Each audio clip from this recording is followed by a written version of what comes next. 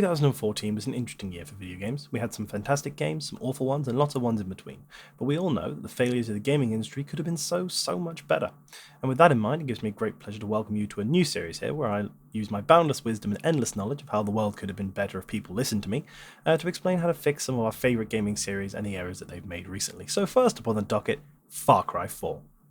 Now, I'll come right out and say that I love Far Cry 4. It took everything that made Far Cry 3 great and added to it, giving it bigger, more interesting location, more and varied weapons, and supplementing the dangerous wildlife that populated the fictional Himalayan nation of Kirat with that most elite of predators, the honey badger. But that's also its weakness. It comes as a shock to no one that Far Cry 4's map is overflowing with quests to undertake, bases to liberate, collectibles to find, and special animals to kill in special ways. But what might be more shocking, although not very, I admit, is just how boring most of it is. There are literally hundreds of collectibles, only a small fraction of which ever do anything other than fill up a progress screen. All of the side quests are completely optional and offer nothing in the way of enticement once you've completed a sufficient number to unlock the unique weapon associated with them. The main problem with having so much to do is it just feels like filler. There's so much potential to make these side activities more involving, but the sheer mass of it makes it daunting to start and feels a little pointless to try. I was dead set on collecting all the masks of the Alung right up until I realised it would take umpteen hours to climb and search and forage for the aforementioned decorations, and the narrative woven into that particular side quest probably wouldn't get anywhere near approaching a satisfying conclusion.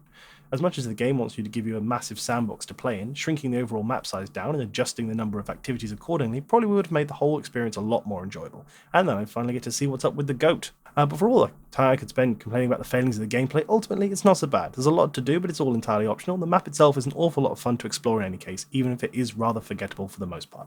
Now, Far Cry 4 has a far more significant failing in my eyes: the story. There will be some spoilers ahead, so I'm just going to quickly summarise the plot for you. If you don't want to listen, well, come back when you finish the rest of the game. That should take you about 25 hours. I'll see you in a bit. Generic male protagonist AJ Gale is on a quest to return his mother's ashes to their place of birth, a country called Kirat, and specifically with orders to take her to Lakshmana. However, in crossing the border, he's kidnapped by the country's not-so-benevolent King Pagan Min and dragged off to the royal palace. AJ promptly runs away, joins a resistance movement called the Golden Path, led by the ultra-traditionalist Sabal and the newfangled pragmatist Amita, and sets about tearing Min's royal army apart. Along the way, he takes on the army's three generals, Paul Deplore Harmon, Nor Ion My Own Gladiatorial Arena Najar, and Yuma the Scary One Lao. Fighting his way from Kirat's lowlands to the peaks of the frigid north, he finally comes face-to-face with Pagan and again lands two startling revelations. First of which is that Lakshmana is actually his dead half-sister, the child of his mother and Pagan, that AJ's biological father murdered because it turns out he was a dick. The second is that Pagan is actually sick of being an ultra-powerful, opium-exporting, pink-suit-wearing despot and planned to give control of the country of Karat over to AJ all along. In fact, if you hadn't buggered off right at the start of the game, he would have told you that straight away and you'd have been king from the beginning. And this is where my biggest issue with Far Cry 4 comes to light. I wanted to be on Team Min. Pagan Min is a great character, fantastically written and brilliantly acted. He's funny, scary, charming, and a snappy dresser. However, the game criminally underuses him. He's in barely 4 or 5 scenes in total, and yet despite all that, we're expected to hate him. AJ seems to have a vendetta against him, despite Pagan having nothing but good things to say. It's not even like deposing him does much good, since the post-credit scene reveals that the rebel leaders are just as bad as Pagan, albeit in different ways.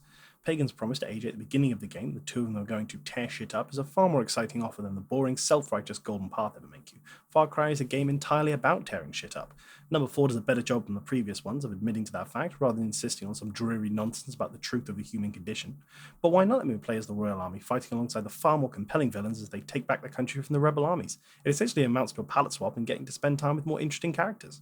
The main complaint leveled at Far Cry 4's plot is how boring the characters you're supposed to be helping are. Both Amita and Sabal fail to do anything really interesting, although they get a few good lines in here and there. But when your supporting cast is a maniacal tyrant, an ex-CIA torturer, a triad enforcer turned archaeology buff, and a woman who owns both a gladiatorial arena and a heroin factory, those unskippable cutscenes will be a lot easier to sit through. If you really wanted to make the game interesting, well then leave the boring as dirt AJ Gale out of the game entirely. Make Pagan Min the protagonist and have him take over the country from the royal family that existed before he showed up and raised hell in the first place. Obviously, this would involve a few minor changes to the game's plot, but not really all that many. You could leave the royal army still in control, so you'd ostensibly be overthrowing a corrupt regime. Rather than choosing between a Sabal and a Mita, players could choose whether to take the options put in place by the slightly compassionate Nor or the sadistic Yuma. In fact, it would open even more interesting choices in the story.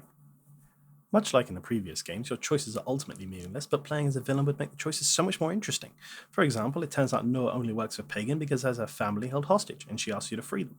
However, you find out from Deplore they've been dead for years, and he's been faking the letters they've supposedly been sending to her. Now, if you were Pagan, maybe you could choose whether or not to kidnap them in the first place, and whether or not to kill them if you did. Moreover, despite his actual ethnicity, AJ does nothing to put him outside the realm of generic white protagonist, down to the gruff voice and little to no interesting traits. But playing as an eccentric, bleach blonde, pink suit wearing, crab brand goon-loving madman like Pagan Min? Now that's something we've not seen since Saints Row 4, and giving a character like that some room to breathe, exploring his motivations and developments as the game progresses, would give Far Cry series a protagonist worthy of its gameplay. In short, less filler, more killer. Take out the unnecessary fluff and replace the uninteresting lead with the hero we deserve, but that Ubisoft foolishly doesn't realize we need. All hail King Min.